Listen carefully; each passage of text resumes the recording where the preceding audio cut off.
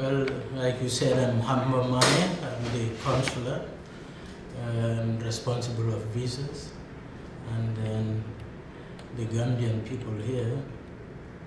So we do a lot of things here, authenticating documents, anything relating to documents in general.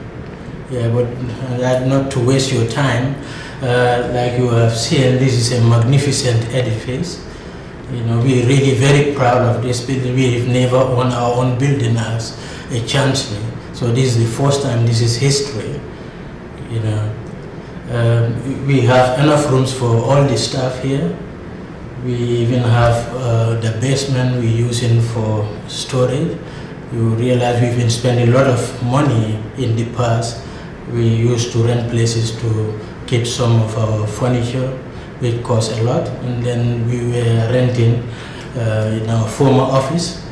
We spent a lot of money, and then it comes with a cost. But anytime you are late to make payments, you know, there are charges, penalties.